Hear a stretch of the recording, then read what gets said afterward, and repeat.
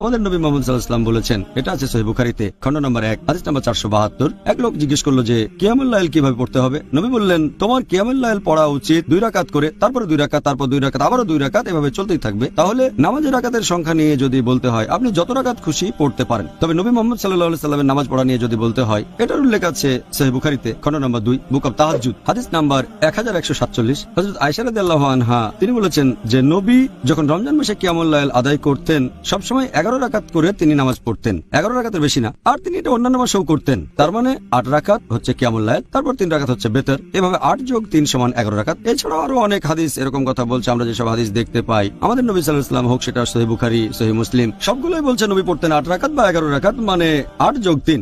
আর আপনি যদি পড়েন মুসান্নাফ ইবনে শাইবা খণ্ড নম্বর 2 পৃষ্ঠা নম্বর 165 ও 166, বলা হয়েছে যে তাবাইনগণ যখন রমজান মাসে কিয়ামুল লাইল পড়তেন, যেটাকে বলা হয় তারাবি, তারা পড়তেন 20 রাকাত। কোন কোন জায়গায় আছে তারা পড়তেন 36 রাকাত। এখন এই নামাজের রাকাতের কথা যদি বলতে হয়, নবী বলেছেন তোমরা 2 রাকাত করে যত খুশি নামাজ পড়তে পারো, তারপর পড়বে 1 রাকাত। তাহলে কত রাকাতের অনুমতি আছে? আপনি যত খুশি পড়তে পারেন, 8, 10, 20, 36, সমস্যা নেই। তারপরে পড়বেন 3 রাকাত বেতর। আর আমাদের নবী পড়তেন 8 যোগ 3 11। তবে আপনি যত রাকাত খুশি নামাজ পড়তে পারেন। আপনি আমাদের বলেছেন যে কিয়ামুল লাইলে আমরা মুসলিমরা যত রাকাত ইচ্ছা নামাজ আদায় করতে পারি, তবে নবীর সুন্নত 8 রাকাত। আপনি সেরকমই বলেছেন। হ্যাঁ, নবী পড়তেন 8 রাকাত। আলহামদুলিল্লাহ।